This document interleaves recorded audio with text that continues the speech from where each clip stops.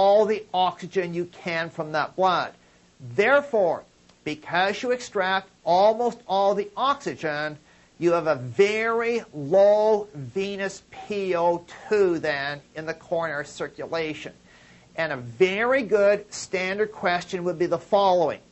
Under resting conditions, where do you find the lowest PO2 in the entire cardiovascular system? The lowest PO2 under resting conditions is always found in the coronary sinus. The answer is coronary sinus because under resting conditions, you extract almost all the oxygen you can from that blood as it passes through the myocardium. Now, because of that point, you should also realize that in the myocardium, flow must match metabolism. In other words, because you cannot increase extraction, an increase in metabolism must be accomplished by an equivalent increase in flow. In the myocardium, flow should always match metabolism. Now, there's another standard question about this point. The standard question is, if myocardial metabolism doubles, what is going to happen to coronary flow? And the answer is, it must double. Because extraction stays the same, if you double metabolism, flow must also double. And that is an important point. Now, finally here, and I don't know if step 1 tests this very often, I consider this very important to understand. That is, total coronary flow. We're not talking about regional flow here. Total coronary flow then is determined mainly by the pumping action of the heart. Total coronary flow is determined mainly by the pumping action of the heart. It is possible they could give you various situations, and they would want you to know what happens to total coronary flow in a particular situation. All you have to say to yourself is, what happens to pump function? If you have an increase in pump function, then you must have an increased coronary flow because metabolism increases. Now, we put down a couple of situations where you have increased pump function. One is exercise. When you exercise, blood pressure does not change, but cardiac output increases. And therefore, during exercise, we have something called an increased volume work of the heart. You're pumping more volume at approximately the same pressure. But because work increases, total coronary flow has to increase. Another situation is increased arterial pressure or hypertension. With hypertension, you are pumping blood against a higher pressure. You're pumping approximately the same blood, but against a higher pressure, and therefore you're doing more work. And this is referred to as an increase in pressure work. And therefore, coronary flow has to increase. You must understand that hypertensive individuals will have a higher coronary flow than a normal tensive individual. The heart is working harder to pump that blood, and it requires more coronary flow then. And as I said, I think that's a very important point to understand. Now, the next circulation we'll take a look at is the cerebral circulation. And of all the systemic circuits, in terms of what controls flow, this is probably the heaviest tested circulation on step 1. And the big point in this circulation is the flow here is normally proportional to arterial PCO2, not venous PCO2.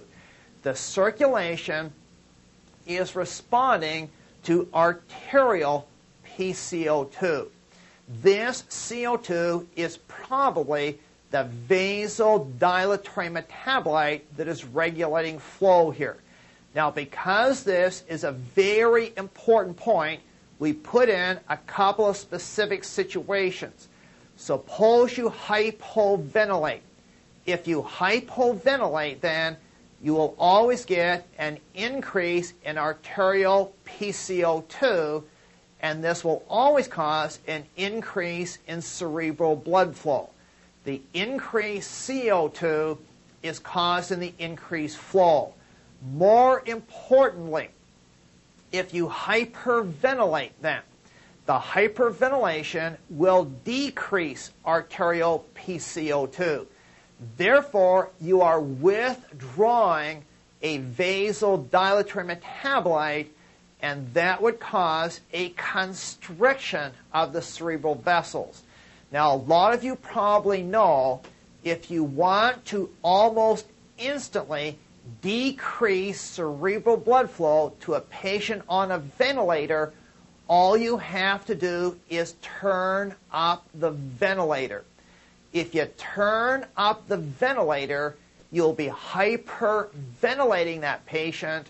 You will have blown off some CO2, and you will almost immediately get at least a transient constriction.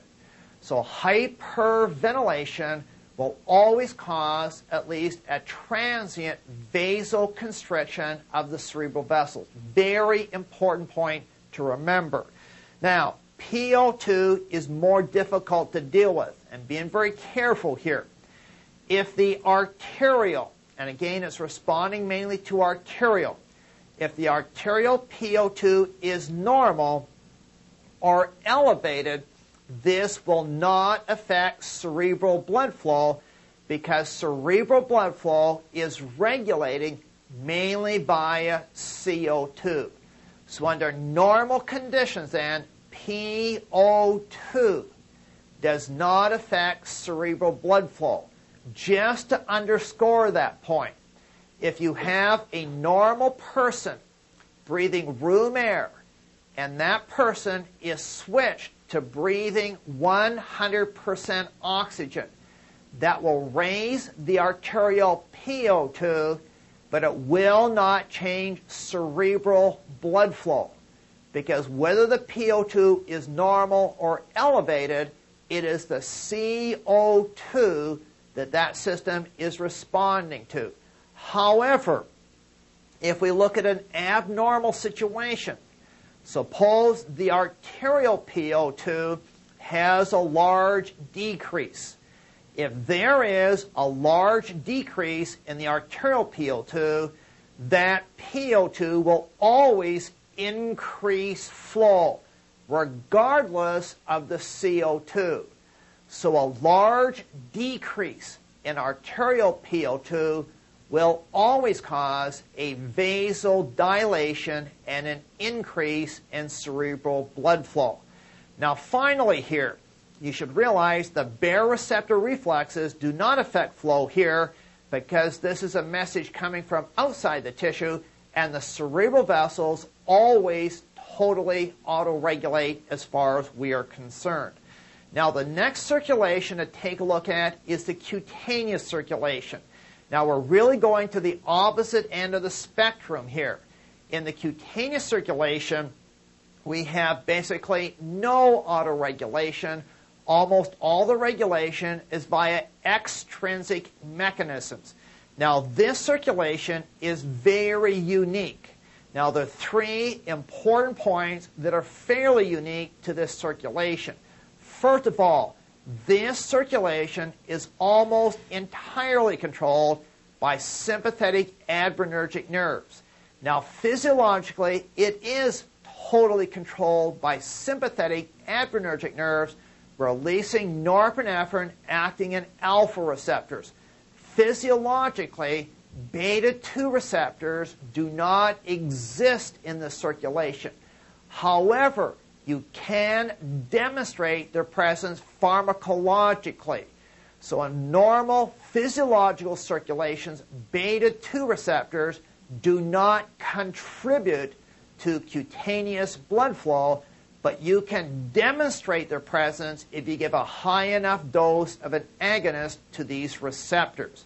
Now, this circulation is very unique in that you have a large venous plexus that is heavily innervated by sympathetics. Now, I know veins are innervated by sympathetic neurons, but the venous plexus in the cutaneous circulation is very heavily innervated via sympathetics. Fairly unique situation. And finally here, we have AV shunts that are also innervated by sympathetics. Again, it will be sympathetic adrenergic nerves releasing norepinephrine acting at alpha receptors. Now, a standard question on step 1 is to ask you the consequences of sympathetic stimulation to the skin. And you should realize that sympathetic stimulation to the skin will cause the following. First of all, you will get a constriction of the arterioles and a decrease in blood flow. Secondly, you will get a constriction of the venous plexus and a decrease in blood volume in the skin. Now, most of the volume of the blood in the cutaneous circulation is in the venous plexus. And it is this volume that is exchanging heat with the environment. Therefore, if you constrict the venous plexus, there's less volume there to exchange heat with the environment. And finally here, sympathetic stimulation will increase the velocity in the cutaneous circulation. And remember, this is speed. So speed increases because there is a decrease in cross-sectional area.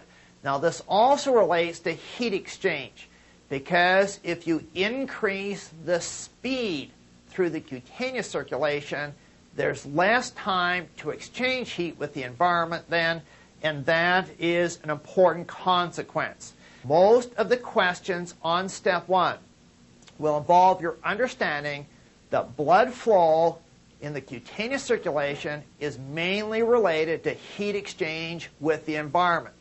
They could even ask you if a person in a warm room wearing a short sleeve shirt goes outside into a colder environment, the cutaneous circulation should constrict because you need to conserve heat. The bottom line is, if you need to conserve heat, then you constrict. If you want to dissipate heat, you dilate. Now, the best questions here would involve fever. Now, with a fever, you have to realize you simply have a change in set point. You do not lose the ability to autoregulate during a fever. So when you develop a fever then, you have an increase in the set point. Your set point is normally 37 degrees. If you develop a fever, your set point increases. And therefore, you employ mechanisms to raise body temperature to this higher new set point. This would include a vasoconstriction of the cutaneous bed and shivering to generate more heat. Once you reach that new set point, you simply regulate around that set point. Now, when a fever breaks, and the word break means the set point has suddenly returned to normal. Now, if your set point returns to normal, then the body temperature is above that set point. So what would you want to do? You want to vasodilate the cutaneous circulation to dissipate heat, and sweating will also promote the dissipation of heat. The bottom line point for this is, during a fever, you do not lose the ability to regulate body temperature. You simply regulate at a higher set point. If you want to conserve heat, you constrict the cutaneous circulation. If you want to dissipate heat, you dilate the cutaneous circulation. Now, the last two in the systemic circuit we're going to consider will be the renal and splanchnic circulations. Now, most of this will apply to the renal circulation, so we're more interested in the renal response here. Now, the first point is, under normal conditions, the renal and the splanchnic circulations do exhibit strong autoregulation. And many people do teach that under normal conditions, the kidney exhibits strong autoregulation, and this is correct. Therefore, then, if your blood pressure increases slightly, the renal circulation will constrict. If your blood pressure decreases slightly, the renal circulation will dilate in order to maintain flow. However, in emergency situations, you always get a strong sympathetic response and the kidney will constrict. So under emergency conditions then, you always seem to get a vasoconstriction of the renal circuit. Now, just to make sure there's no misunderstanding here, then, if your blood pressure starts to decline, the initial response in the kidney is a vasodilation because it wants to maintain flow. But as your pressure decreases more dramatically, what you get is a vasoconstriction and the kidney tends to shut down. In these emergency situations, the body is more concerned about perfusing the brain and the heart tissue. So it sacrifices renal perfusion for the brain and heart tissue.